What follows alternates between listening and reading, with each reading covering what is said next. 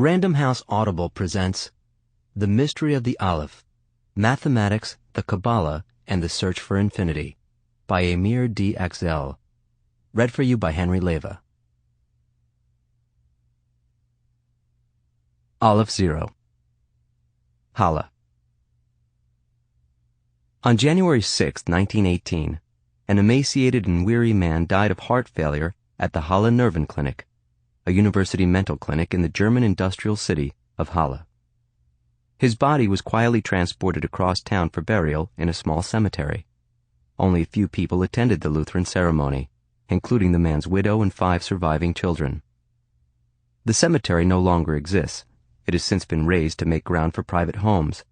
But someone saved the headstone, and years later it was relocated without the body to another small burial ground in Hala, where it can still be seen. The chiseled inscription reads, Dr. Georg Cantor, Professor de Mathematik, March 3, 1845 to June 1, 1918. By the time of his death, Georg Cantor had been hospitalized at the Hala Nerven Clinic for 7 months. But this stay at the clinic was not his first. Georg Cantor had been admitted, released, and readmitted to the clinic many times, and his mental problems had begun years before the clinic was built in 1891. Georg Cantor received his doctorate in mathematics in 1869 from the University of Berlin, where he had studied under some of the world's greatest mathematicians and absorbed many important ideas in mathematics. He was eager to put his knowledge to use, developing new theories in the field of mathematical analysis. The 24-year-old was excited at the prospect of obtaining his first teaching position at a German university, hoping it would allow him time to pursue his research.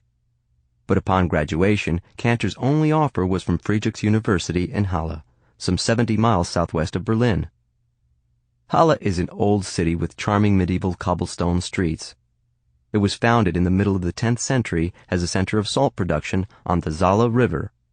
The city survived the bombings of the World War, and many ancient buildings still stand in the historic city center, where people strolled to shops and cafes unimpeded by motorized traffic.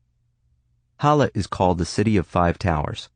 The 4 spires of the medieval Marktkirche loom over the lower buildings in the center of town, and nearby stands the 5th, the Red Tower of 1418, a monument to the struggle of the townspeople for independence from an oppressive aristocracy.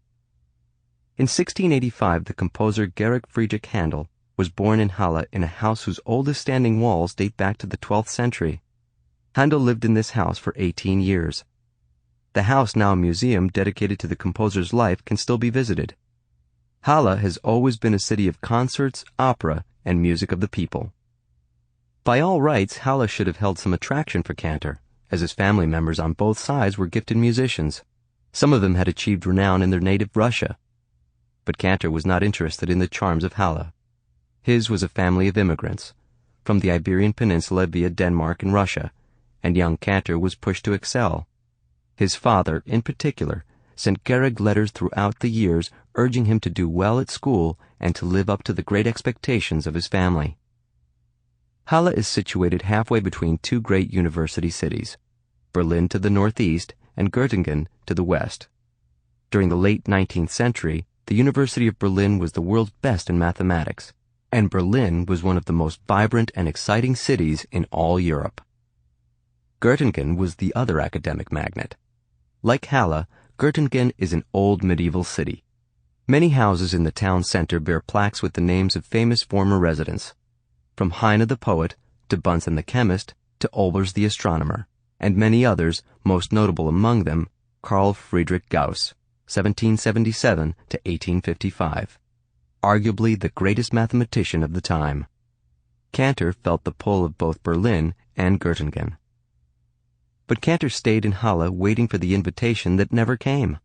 Over the years, whenever a mathematics opening became available at Berlin or Göttingen, he pinned his hopes on it, and when he wasn't offered the position, he would go into a fit of rage.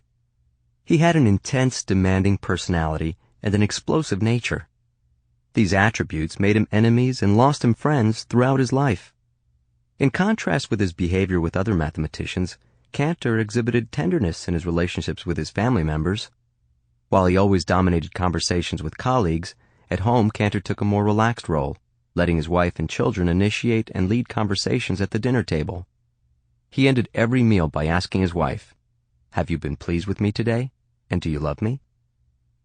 Cantor started as a Privatdozent, the entry-level academic job at German universities of the time. Within a few years of hard work, he was promoted to associate professor, and shortly afterwards a professor of mathematics. Cantor became involved in intensive research in mathematics, but in the midst of his most productive period, something strange happened, which put a temporary end to his work. In the summer of 1884, Georg Cantor was struck by deep depression. From May through June of that year, he was immobilized, unable to work or do much of anything. His condition distressed his wife and children and perplexed his colleagues, who saw in him a mathematician aspiring to great heights. However, without any professional help or medication, Cantor recovered from his illness and returned to normal life. Afterwards, he wrote a letter to a close friend, the Swedish mathematician Gösta Mittag-Leffler, 1846 to 1927, describing his illness and mentioning that just before the mental breakdown, he was working on the continuum problem. The following year, 1885, Cantor built an opulent house for his family on Handelsstrasse, a street named after Halle's great composer. The house is still owned by Cantor's grandson. It is a two-story building with high ceilings and tall windows. Georg Cantor's father, a merchant and stockbroker, had died a few years earlier, leaving his heirs 500,000 marks. Some of the inheritance money went into building the new house and buying furnishings so that the Cantor family could live in comfort. Today as then, Handelsstrasse is a quiet, tree-lined street on which there are many expensive homes, and the house is 10 minutes' walk from the university and from cafes, restaurants, and cultural institutions. But Cantor did not stay home with his family long enough to enjoy the new house. Shortly he fell ill again. This time, too, just before his mental breakdown, Cantor had been working on the continuum problem. The University of Halle had an excellent department of psychiatry. Cantor could get the best treatment available at the time, and it was free, since he was a university professor. His university and the Ministry of Culture in Berlin, which authorized all such decisions, were generous in granting Cantor repeated leaves of absence from his teaching duties, but his hospitalizations became more frequent as the years went by. In the Prussian State Archives in Berlin, there is a letter on budgets sent by the Culture Ministry to the Finance Ministry, dated August 29, 1902. In this letter, the Minister of Culture requests, among other things, an appropriation of 6,660 German marks to support a substitute appointment of Professor of Mathematics at the University of Halle in case Professor Dr. Cantor should be too ill to resume his duties. But Cantor recovered yet again and returned to teaching. Within a year he was ill again, and was readmitted to the Nerven Clinic on September 17, 1904, remaining there until March 1, 1905. Then in the fall of that year, Cantor was back in the clinic. The Halle Nerven Clinic is a complex of 11 buildings constructed of attractive yellow-glazed bricks situated within a large fenced compound.